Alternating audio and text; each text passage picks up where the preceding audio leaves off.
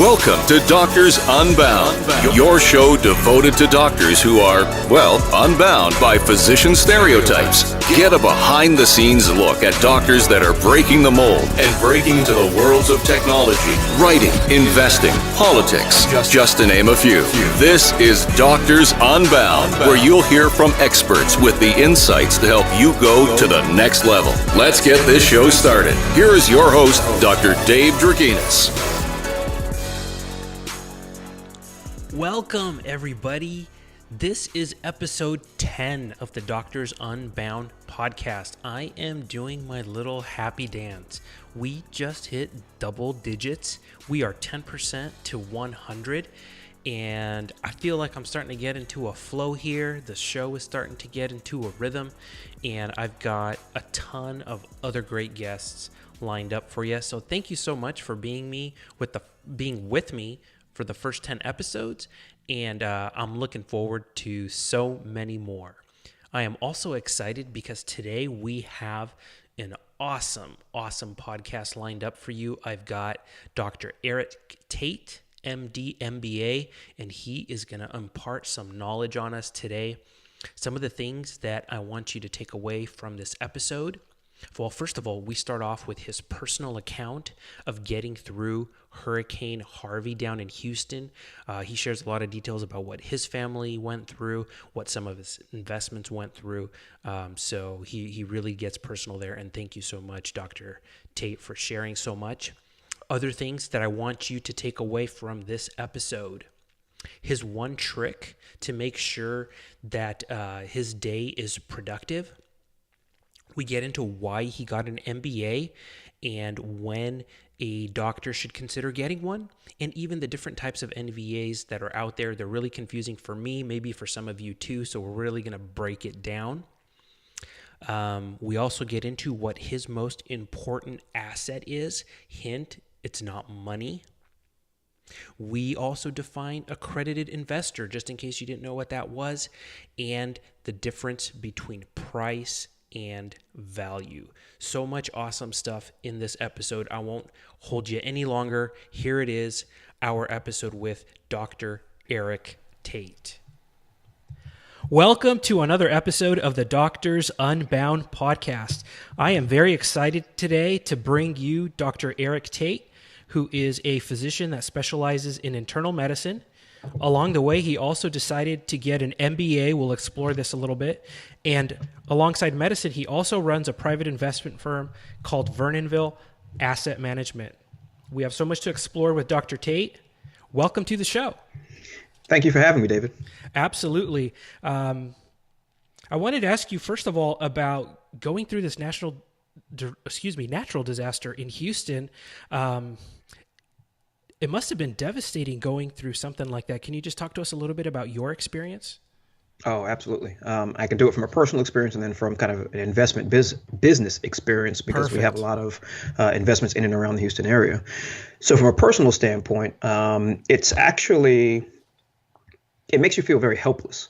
My particular neighborhood is very close to one of the bayous, which are kind of rivers here in the Houston area. Uh-huh. And if there's a hard rain, my front yard will flood. So we're used to that kind of in where we are. But this was something different. And so I ended up waking my wife up at like 5 a.m. I think it was either Saturday morning or Sunday morning, and said, hey, this is going to be different. We need to kind of prepare. Uh-huh. So I knew my neighbor next door had a two-story house, and I didn't want to have my children in the house if water kind of came and breached the area. Mm-hmm. And so what I did was we woke up. We took everything that could have flooded, moved it up. Anything that was really, really important, we were willing to sacrifice couches and those kinds of things. Moved our kids over, and then we just literally waited. And so it was literally a helpless feeling to watch water climb up into your house. I got lucky. It just got into the garage. It did not get into our main house in Houston. And so I got lucky. But I have neighbors to the right and to the left who weren't as fortunate. And so it has been a devastating kind of recovery period. So right now in Houston, You can kind of see some remnants left, scars on the lawns. You can see piles of debris still here and there, but there's a veneer of kind of normalness. But underneath all of that, there are lots of people whose homes are essentially empty or gutted, who are still not living in their home, and it's going to be a multi-year process because roughly over 100,000 structures flooded, and many of them flooded in areas that were not in flood zones, so they did not have flood insurance. It's hard to even fathom that amount of devastation. Oh yeah, it literally was like like you could walk down the street and see garbage piles 8 feet high on each side of you in certain neighborhoods. It felt like a complete war zone. Wow. Now, obviously not as important as your personal and your family's safety, but how did this impact your investments that are around the Houston area? So we were completely fortunate. There's only one investment property that we lost completely to flooding. But when I say lost, meaning that 3 or 4 feet of water got in there. Place is still habitable. Actually, the tenant's still there. We just cut out all of the cut out all the sheetrock, but all of the major mechanicals were in place. And that house actually had flood insurance. So any of the homes that we had or any of the properties that we have in floodplains, we have flood insurance on. The other properties that we didn't, thank goodness we did not get any water into the house. There may have been minor roof damage and things of that nature, but we've been able to take care of all of that. Oh, very good. Like you said, I can't imagine feeling so helpless with something like such a huge natural disaster, and and thinking about your wife and thinking about your kids. That's got to be rough. Oh yeah, it is. Now I will tell you, I'm a bit of a prepper, so technically we have lots of food in the house. We have canisters of water. We have natural gas lines into the house. So for we have chargers and things extra chargers. So we're actually decently prepared for like being without power for a while or those kinds of disasters. So we were as prepared as we could be. But I mean, we didn't have a generator. So when we rebuild our house, we'll have a generator. But beyond that, we were as prepared as we could be. But it's still a helpless feeling when Mother Nature is doing something and you just have to kind of brace yourself through that process. Oh, absolutely. Wow. Well, thank you for sharing that. And I'm glad that you and your family are doing fine. Oh, absolutely. All right. So we're going to get into kind of the regular interview flow. And I like to kind of start off to get to know the guest a little bit better. And one of the questions that I like to ask is to have you describe what your morning routine is like. So I'm bad at this, right? So I'm a devotee of Darren Hardy and all those kind of gurus, right? So you're supposed to have this kind of elaborate kind of to get yourself going. I'm just not that guy, at least not yet, right? So I will look. So the night before, I will look at my calendar, so I know what I'm doing. So roughly a year ago, I flipped out of kind of everyday medicine, and so now I'm really seeing patients roughly once a week in clinic. So it actually leaves a lot of kind of open time, Right. and so I have to structure my day to be productive. And so that starts the night before. Look at the calendar, see what it is that we've got going on. I tend to take one of my children to school, maybe two, because one has to be there earlier, the other has to be there a little bit later, and the nanny will often take her. And then I have to just see kind of, is it a patient day? And if it is, then okay, I'm getting dressed, heading to the office. If it's a kind of, we're working on non-medical things, then it's okay, do I have a meeting with investors today? Am I doing an investor presentation today? Do I need to go to the bank? Do I need to do wire transfers? And so for me, it's waking up, looking to see what is done, and then really just kind of clearing the decks. So I know that you're not supposed to do email first thing in the morning. So I won't do email, but I'll look to make sure no investors brought anything in or any of kind of my staff has any issues. Make sure there's no fires to put out. Exactly. So I'll scan that. Then, I'm bad. I'll jump into Facebook a little bit, but most of the Facebook, I'm in doctor groups. And so that's kind of the audience that I use on the investment side. So, for me, I am interacting with people, but it also benefits what we do kind of on the investment side of things. So for me, that is work as well. I'm a firm believer in creating the life that you get paid to live. And so I like doing a lot of kind of interaction that way. And so then either I'm going to the gym. If I don't have anything early in the morning, I'm going to go to the gym, then I'll probably shower there and then get ready for the afternoon. Afternoon is when I tend to do most of my potential investor calls or presentations. Occasionally I'll have some meetings in the morning, so then I can't exercise. And so it's very variable. And so what I try to do is just set my week up to be as productive as possible.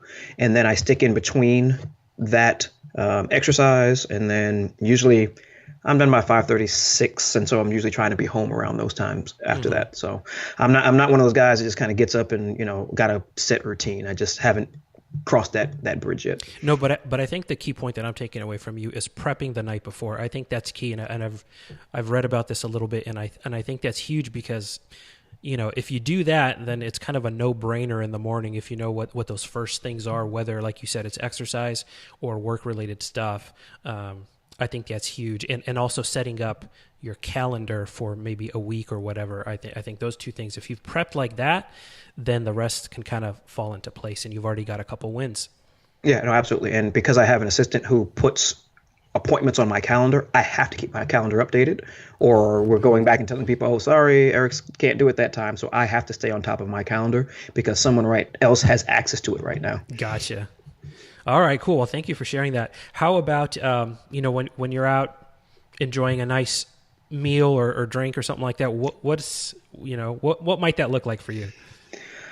Oh, I'm kind of old school, right? So depends on what I'm in the mood for, but if a good steak.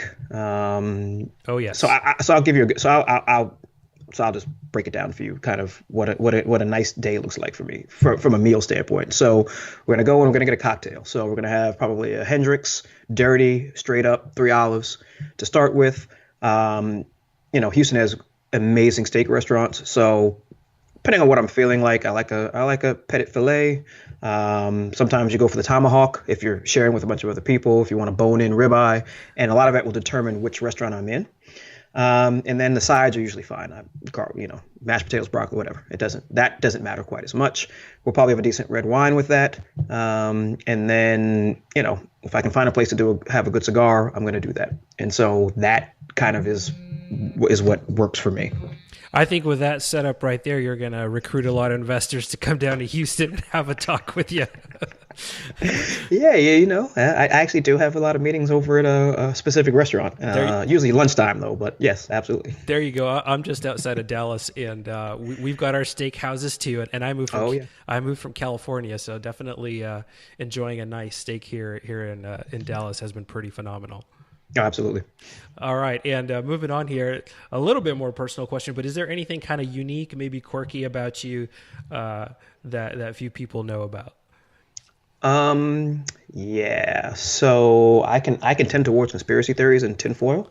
Okay. It doesn't really, I like to connect dots potentially. It doesn't really affect what I do on a day-to-day basis, but that quirky side, if there's a conspiracy theory floating out there, I promise you I can talk to you about it. It doesn't really, not that I believe them all, but right. I pay attention to them all. I pay attention to a lot of them. And so it's interesting to watch things that historically have been conspiracies that then, documents get declassified and you're like, oh, well, that wasn't a conspiracy. Now was it? So as I tell people, or as my sister told me, a conspiracy is nothing but two people in a plan. And so it can be nefarious or it can be for the greater good. And so that's why I tell people to get organized as much as possible. So from my standpoint, I believe we as human beings are creators.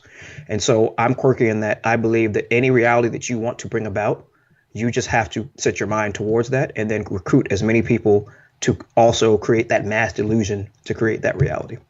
Very good. I think there is a little bit of delusion until it becomes a reality. But one thing that I really love that you hit upon was that we are creators, and that hints a little bit to my mission with this podcast, because I think doctors to some degree are becoming commodities, and I think we need to do things to stand out. As being creators, as being unique, as adding that extra value. Absolutely. So that's why I'm having you on the show here, and thank you for sharing how much you've had so far. Absolutely. Cool. All right, we're going to get into kind of the meat of the talk here. And one thing I wanted to explore with you is your MBA. You got an MBA, and I wanted to talk to you about whether you felt it was worth it for you. Now, I know you do the investment stuff on the side, so it might be different. So maybe we can explore that, and maybe, who, from a physician standpoint, who might benefit from an MBA? Oh, okay. So I'll go personal, and then you can lead me to the next for kind of for the audience potentially. Perfect. So for me, when I was in college, nobody knew that I was really going to medical school. They thought I was. People knew I was a biology major, but I was out at a lot of the parties. I was decently popular, and I have a decently, I won't say nonchalant attitude, but I don't really get stressed about a lot of things. And so when I was a freshman, my roommate and I, we had come from New York together.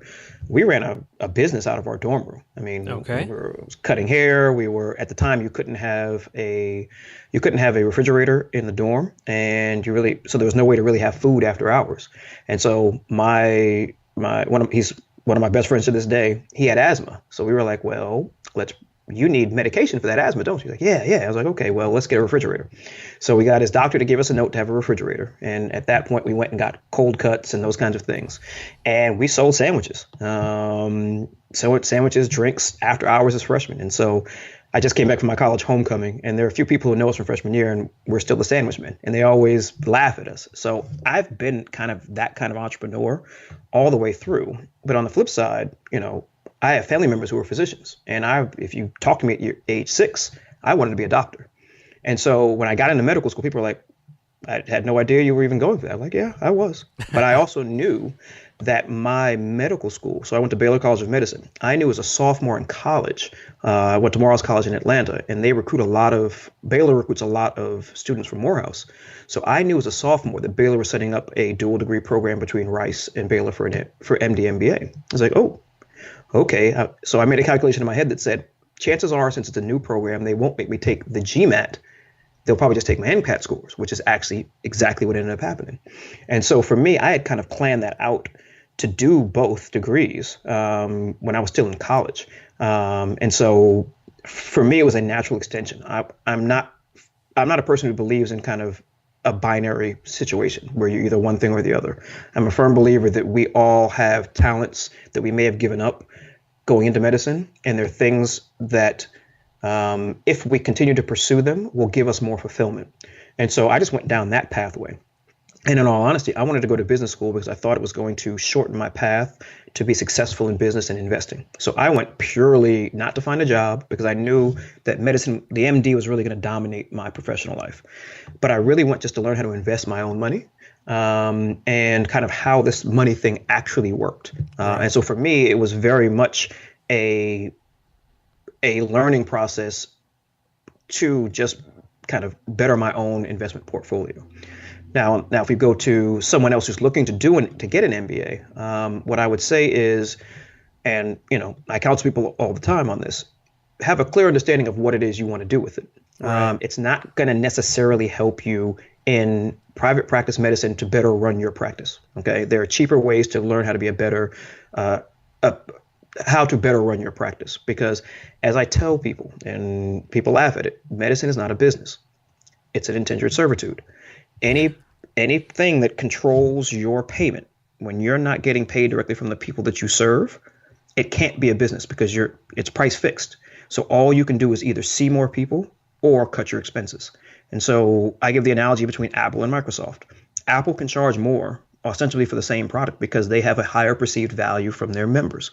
And so I could be the worst internal medicine doc in the world and the greatest guy is next to me, but we're going to get paid the same no matter what we do in terms of how we bill. A 99213 is the same, whether I'm good, bad, or indifferent. Gotcha. And because of that, an MBA is not going to help you practice better. Now, if you're trying to change careers, so let's just say you're trying to go into administration, then yes, the MBA will probably be helpful from that standpoint. If you're trying to get out of medicine altogether, then absolutely the MBA will be helpful. And I would argue to go to the highest ranked school you can go to, because the MBA is great from a job purpose based upon the alumni network that you're tapping into. And so from that standpoint, I would go, if I were going to do it all over again, I would not do an online MBA. I would not do a healthcare only MBA. I would want to have the largest breadth that I could in terms of giving me the most flexibility to do as many different things. And so I was lucky in that I could do a concentration. I did a concentration in healthcare management, but I also did entrepreneurship, and I got a generalist MBA. Gotcha. Okay, yeah, because that second part was a little bit confusing to me because I see executive MBA, I see health, I see so many flavors of the MBA, and to somebody like me who hasn't done one, It seems a little confusing. Let me break down the different levels. Excuse me for that. So there's a full-time program. So that's where you're in there in the class full-time with other business school students. And so that's really what I did with that dual degree program is a year and a half of medical school, a year of business school, 6 months of a medically related internship, well, 3 months over a summer, which gave me a year and a half. And they kind of counted that, and then another 6 months, which counted the 2 years, and then a year of medical school. So it was 5 years in total. And Baylor does it a little differently in terms of basic sciences. We only do that in 18 months instead of 2 years. So that's where that extra 6 months came from. A executive program is one where you keep your job and you go in either one night a week plus weekends or just weekends only, and it can be 18 months to 2 years. And so I have some familiarity with that. Now, the online programs and those executive kind of health, I'm not as familiar with. But from what I can tell, they tend to be healthcare focused only. And I'm not sure how wide a range of material they cover that's not necessarily medically related.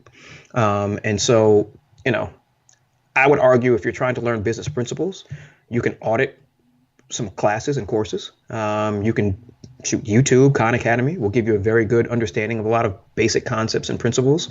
And I'm also a big proponent in using consultants and people who run practices if you're trying to get better at running a practice. So that's why I say someone in private practice getting an MBA is not, it won't hurt you, but I don't think you need to spend $100,000 to do it. Gotcha. Well, thank you for breaking that down. And presumably somebody who's considering an MBA or kind of has that tilt, is maybe thinking about financial freedom and things like that. So I'm wondering maybe if you can talk a little bit about that. Is that something that maybe define it a little bit, what that means for you? And, is that something that you're trying to achieve or where you're at with that? Oh, absolutely. Now I will tell you the road to becoming financially free. And for me, that's just having enough income coming in from your investments so that you don't have to go to work every day. Doesn't mean you're rich. Doesn't mean you're flying around in a G5 private jet. It just means that you are essentially infinitely wealthy. And so you don't have to trade time for dollars anymore. Doesn't mean that that is the pinnacle of your income or the wealth that you want to create. But it's just moving towards the point where your non-labor sources of income outweigh your expenses. And so for me, I am probably 85% of the way there. And we've got two or three projects that are going to be coming online in the next couple of months. But I'm enough of a way there where I only have to really practice 1 day a week at this point. And how long has it been since you finished residency? 10 years. 10 years. Okay. So yep. Pretty similar. Then. So exactly. And so, and I tell people, this is not an overnight thing. Now, if you've got $5 million to drop into income producing assets, then yes, you could probably make it happen in overnight. But it's a process of building a portfolio that will support you for the rest of your life, where you're not worried about kind of market fluctuations and ups and downs of pricing and those kinds of things. And so I'll be honest with you, business school did not teach me any of that. I learned that on my own through alternative kind of financial sources and thought processes around money. Business schools, for the most part, teach you basic Keynesian economics and how to be a very competent upper to upper middle management person in a business somewhere. It really doesn't talk about personal finance at all. The good thing that it did teach me, though, was understanding how to read a balance sheet, income statement, and cash flow statement. That's important. Because that's very important. But I could show you how to do that on YouTube. So that's helpful in determining investments. So that is helpful. So I can look at a stock and take the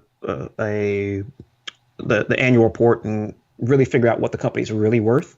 So I can do that. Now, I don't invest in stocks, but I can tell you what a stock is worth, which is funny because I have people who invest in stocks and they can't tell me what an individual stock is worth, which is I always find very strange. But no, they don't teach financial freedom at all in any of our school systems. Really, it's passed down from business owner and real estate owner to their kids and their grandkids. It's not something that's widely put out there for the masses. And so what most of us are trained to be put into are just your run-of-the-mill kind of middle-class vehicles. And yes, because as physicians, we make enough money that over the course of 30 years, you will be able to save enough. For those that want to get out earlier, no one really has a plan for you. There's really no plan there's no green line for you to get on to become financially independent at an early age, where you're not spending down or having to restrict how much you spend or only pull out 4% a year and hope that, the capital gains stay there so that you can pull it out at a certain. Nobody teaches an alternative pathway to that. And so for me, it was something I had to cobble together by talking to people who themselves were financially independent and say, hey, what did you do? What are you investing in? What does that look like? And so I've always had a strict rule that I would not talk finances with anybody who was not in the position I wanted to be in or moving very quickly towards that position. Well, I think that's important, and it brings my mind back to mentors and mentorship, and seeking the right mentors, and that really, I think, shortcuts your path to whatever you're trying to achieve, because a little bit the proof is in the pudding, and if that person's done it, likely they can help you get along the way a lot quicker. Oh, absolutely. I tell people that if you don't take advice from people who haven't done it, and you don't take, and the only thing someone can tell you who's failed at something is how not to do something. So if someone told you that this didn't work, good, they can tell you that that's the way it didn't work. The only person who can tell you how it works is someone who's done it. And so they could tell you a million ways of how not to do it or what mistakes to avoid. I'd rather just go to the horse's mouth of the person who's done it and say, well, how did you do it? And we can cut out all the wrong ways of doing it and just go straight to, well, this is the way to more easily do it. Okay.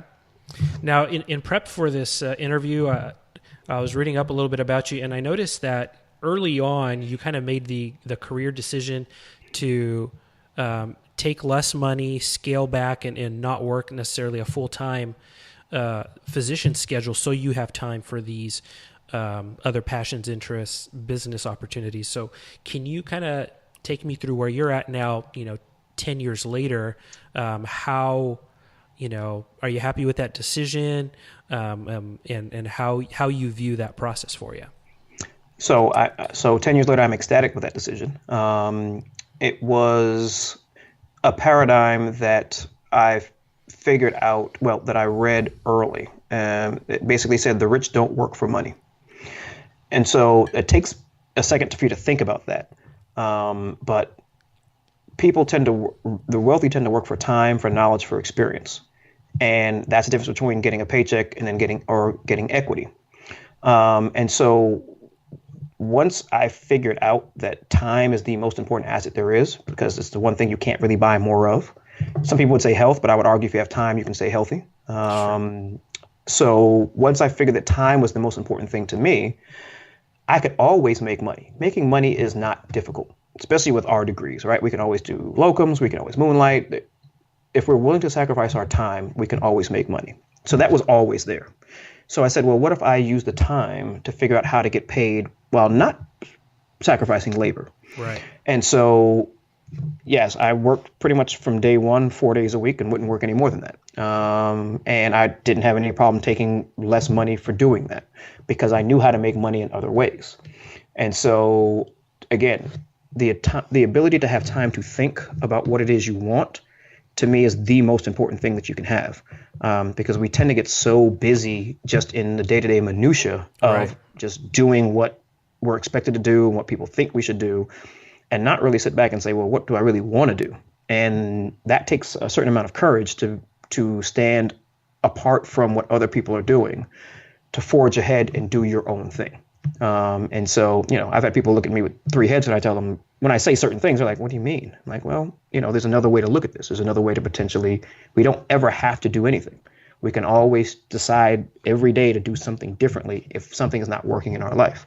Now, I have the benefit of creating income streams that allow me to say that, but that's why I focused on that from day one out of residency, because I knew with that, I was never going to be beholden to a job. I was never going to be beholden to seeing 1 million patients per hour, risking kind of my own sanity, patient health, and all those kinds of things. There were just certain bright lines I was not going to be willing to cross to continue to practice medicine in the way that it's being moved today.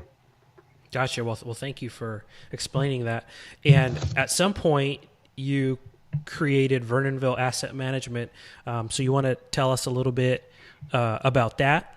Oh, absolutely. Now, interestingly enough, I created that the same time I started investing when we weren't bringing in any outside investors. Okay. And so what I did was I knew that my wife and I would be, I wouldn't say targets, but we're both physicians. Now we're primary care, so it's not like we're rolling in the dough, but we don't do badly. But I also knew that, excuse me, that we would potentially be a target from an asset protection standpoint. And then also, I didn't want to pay more taxes than I had to. And so we set up Vernonville as the management company to oversee whatever assets we were going to buy. And so with that, we set Vernonville up basically as our management company. And then we have other LLCs that actually hold the real estate. So Vernonville has been around from the beginning. And so what happened was roughly in 2012, 2013, some other physician colleagues that I had saw what we were doing and said, hey, how do we invest with you? How can we participate? Now, I didn't know. Now, here's the thing. I had already gone to business school. Right. Didn't realize how easy it was just to put together a syndication and go do something. So I had to call a securities attorney, and they said, oh, well, all the big major investment houses are just private partnerships. They use this exemption, and as long as follow this paperwork, tell the SEC what you're doing, tell the states what you're doing, you can raise as much money as you want to raise. And so literally that's how Vernonville Asset Management started from a public standpoint. Now, are you only able to raise with accredited investors, or is there not that limitation there? So for the type of exemption we use, we can take 35 non-accredited investors. And so let me just kind of define what an accredited investor is for people, just in case they're not sure. And so, and I'm not an expert, but I'm just pulling from the SEC code. An accredited investor is an individual who makes over $200,000 a year, or a couple who makes over $300,000 a year together in terms of combined income, or a person or corporation who has a net worth of over $1 million, not counting any equity in their primary residence. Okay, so $200,000 for an individual, $300,000 for a couple, $1 million net worth exclusive of your home. And so some exemptions, like if you look at crowdfunding sites, oftentimes they have to take accredited investors because their exemption says essentially if you advertise, then you have to take only accredited. But there's a different exemption that is historically where most people do these private placements. You can take up to 35 non-accredited. They say they have to be quote unquote sophisticated, but nowhere is sophisticated defined. So just don't take more than 35. Gotcha. So it's not a percentage; it's just an absolute number of people. You just can't have more than 35 individual investors per whatever thing you're raising for. So the way we do it is we create individual funds for each individual project. We don't just take money in as a big fund and then I get to then choose and allocate where it goes. That would be called a semi-blind pool. We don't do that as of yet. We may do that in the future, but right now we're not. And so for each of those individual funds, you can take 35 in. So it's not kind of Vernonville can only take 35. It's each individual, whatever project we're doing can only take 35. Gotcha. So it's specific to each project. Correct. And can you give us an example of what some of these recent projects look like? Oh, they're kind of all over the place, right? I mean, figuratively and literally. So not just real estate, for example, or it is, but it's different types of real estate. And now I personally invest in some things that are not real estate related, and I just haven't decided that we're going to go up that risk curve yet with our investors, but we will eventually. But for now, we apartment projects, hotel projects, agricultural land projects. We've done some debt offerings, so essentially debt against real estate. So you're just paying out kind of a monthly or quarterly basis. And then we invest in the Caribbean, we invest in Central America, we invest here in the United States. And so we like to diversify across asset classes and across geographies and political systems. Some people would say, well, that's risky. I would argue that it's risky to have all of your assets denominated in one currency, under one political system, and in one country. So it's just kind of the perspective that you have. Sure. And so if a potential investor that's looking at one of these projects, what does the life cycle of that investment look like? are they putting in money and then expecting, a 3 to 5 year horizon? Is there any kind of monthly or quarterly payoff for that? Or can you kind of take us through, if there is a typical one, what that looks like? So there is no typical. So each one is different. So if we're talking about like a debt fund, then that's paid out quarterly, pretty much immediately. If we're talking about a reconstruction project, that is usually 12 to 24 months of no cash flow, but you'll get massive tax breaks in the process that you can take against other income. Check with your own tax advisor, of course. And then we get capital gains in that process, and then the cash flow comes down the road. If we're talking about new construction, again, same issue, 12 to 24 months of no cash flow, probably not necessarily a lot of tax breaks either, but capital gains at the end of that, because you're creating something from nothing in many respects. And then if we're talking about kind of agricultural projects, that's usually kind of a one-time payout once a year, because that's a kind of a land process.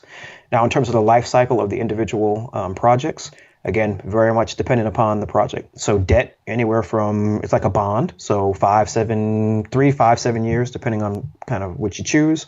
Whether it's hotels or apartments, usually what we try to do is a cash out refinance.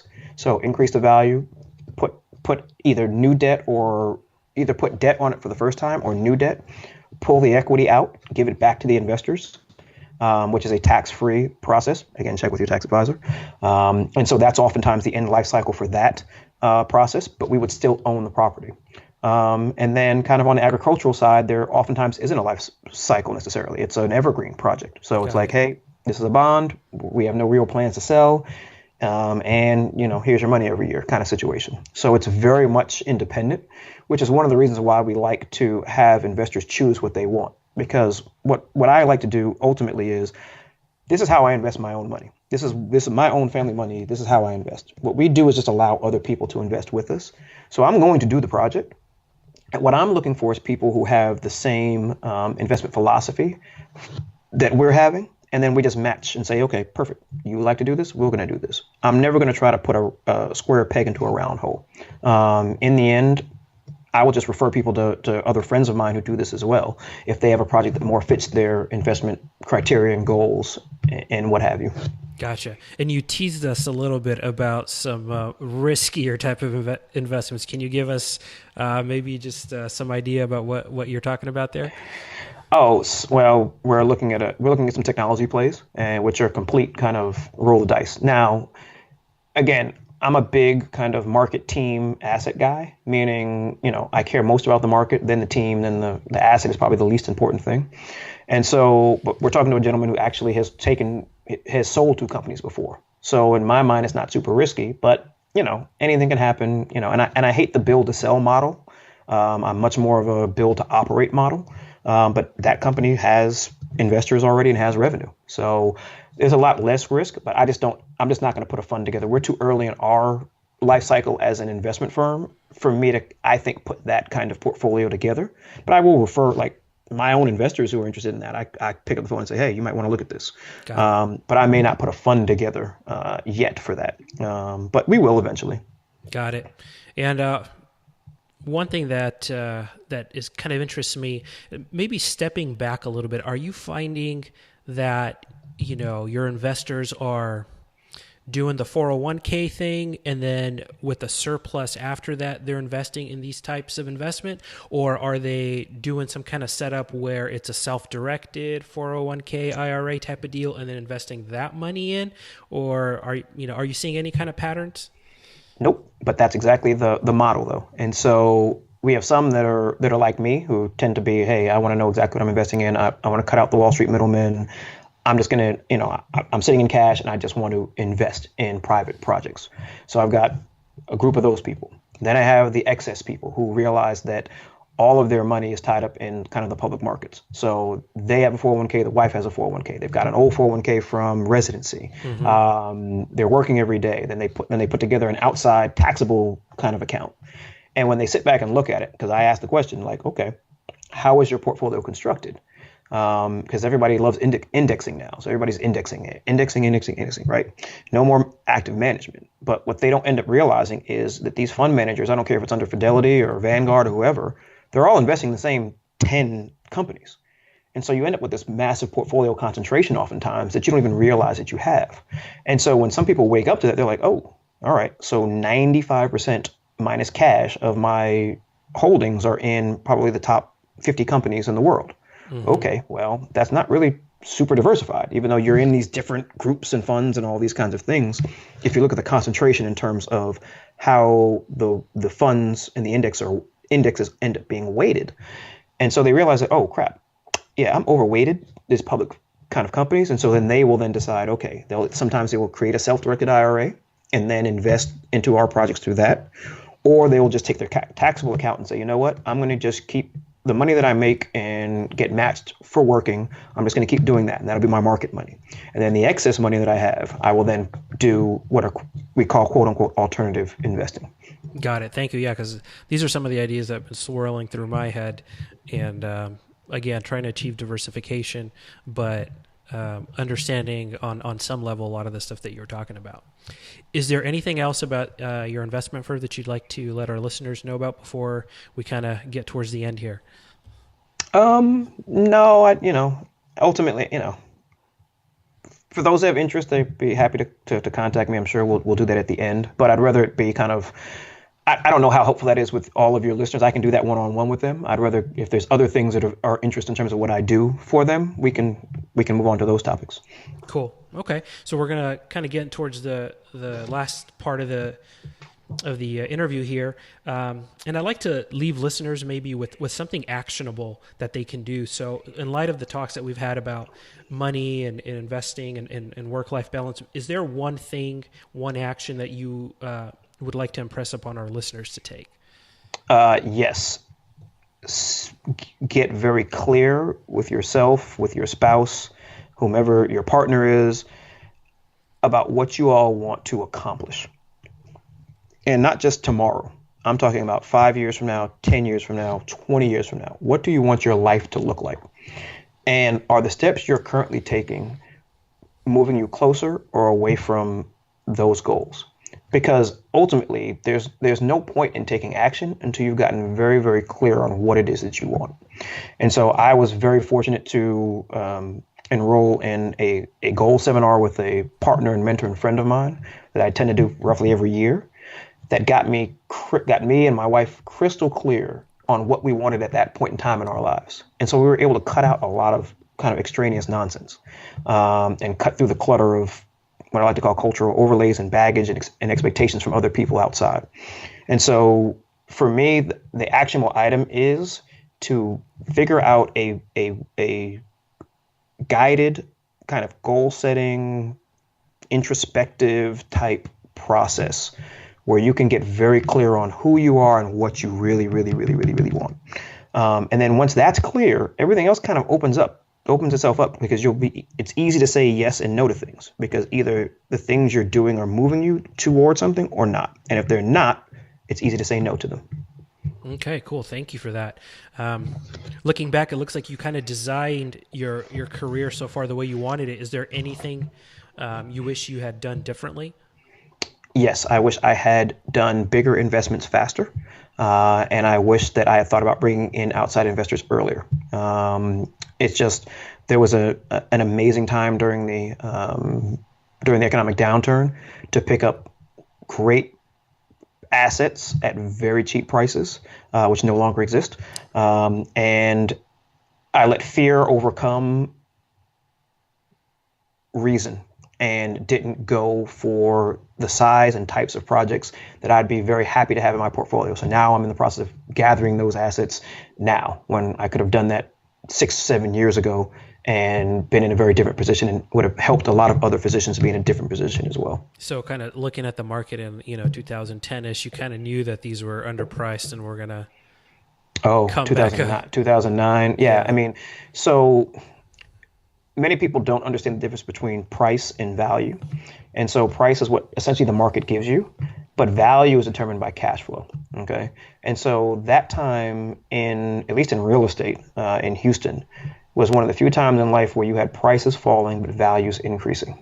And so what happened was people either couldn't buy homes or didn't want them, but people had to rent them. So rents were going up. So cash flows were going up for apartments and for houses, but prices were falling. And so anytime you get that, I don't care what asset class it is, you back up the truck and you take out loan, you do whatever you need to do, and you buy as many assets as you can, because that rarely ever happens in life. And so now I know if it happens again, I'll be able to spot it. But what's happened so far is we have pretty much a fairly valued market, at least in real estate around the country, it appears. So it's not in a bubble, but you're not going to get a real good deal unless you kind of get lucky. I think the stock market is quite overvalued historically, but I don't see the catalyst as to why it won't continue to stay that way. And so I don't make predictions about things, right? So, but that is the time when you can get when price is falling and value is going up, buy all of the assets that you can that's happening in. Yeah, that makes a whole lot of sense. Is there one resource that you would recommend to the people listening out there? Yes, from a personal financial standpoint, my most favorite book to get people to understand how money flows in and out of their household and in and out of their life is The Cash Flow Quadrant by Robert Kiyosaki. Everybody gloms on to Rich Dad Poor Dad, right? Because it's a great story. It opens your mind up. But the nitty gritty and the bare bones of what he's saying is really fleshed out in the Cash Flow Quadrant. And I like it because essentially it's an accounting book. So it teaches you accounting with a story. And there are lots of pictures, so you can actually understand how your money flows and how it comes in. And are you actually putting money into assets or liabilities and that thing? So it's the best storybook of teaching people real accounting that's out there. Okay. I've read Rich Dad, Poor Dad, and a lot of people swear by it, and it's been a long time for me. And I think like you said, from a mindset standpoint, I appreciate what it did, but kind of looking back, it's not like a whoa book for me, but I'll have to try Cash Flow Quadrant because I've heard people recommend it, and that's one that I haven't read yet. Yeah, and so it makes the concepts from Rich Dad Poor Dad concrete, because once you understand the tax code, so essentially, everybody laments kind of income inequality and all of this, and doctors working harder and getting paid less. There are two big things that you have to understand to become financially independent: debt and taxes. Once you understand those two things, and I won't go into a long soliloquy, there are lots of books out there that talk about it, but essentially the US dollar is debt. And so once you understand that, you don't save debt. You don't save things that people are printing trillions of dollars worth of the currency. What you do is you take that debt piece, coupled with other debt, and buy more assets. And so what I try to explain to people is you want to have as many productive assets in your portfolio as possible, irrespective of kind of what's going on. You want your soldiers out there, your money out there working for you when you are asleep. Yep, agree with that. And so we'll wrap it up with one final question here. Not really that has to do with anything that we've talked about, just kind of dreaming a little bit here. So if you had to fly to someplace tomorrow, there were no commitments and infinite resources, where would you go? Probably Southeast Asia. My dad was in the military. I grew up with a lot of Asian and South Asian art in my house. I have not been to that part of the world as of yet. And so I would like to kind of explore their spiritual traditions. And it's just a beautiful part of the world. And so for me, that's just kind of the next hopping off point as kids get older. So if I could do it now, that's what I would do. Awesome. How old are your children? Oldest is 7 and the youngest is 5. 7-year-old's about to turn 8. So 7 and 5. Okay, all right. Mine are just a little bit younger than that. So, it's cool when they're that young, but it's definitely a handful. You're not doing 16-hour plane rides. That's for sure. We just got back from a trip to California here from Texas with all three, 1, 2.5, and 4, and we got home and we're like, we ain't doing that again for a long time. Oh, yes. No. Yeah, that's 3 of them is hard. See, we've only got 2, so you're still playing man-to-man. So you're in zone right now. We were in zone defense. All right. Well, thank you so much for being on the podcast, sharing so much great knowledge with us. Where can people reach you if they want to get a hold of you? Okay.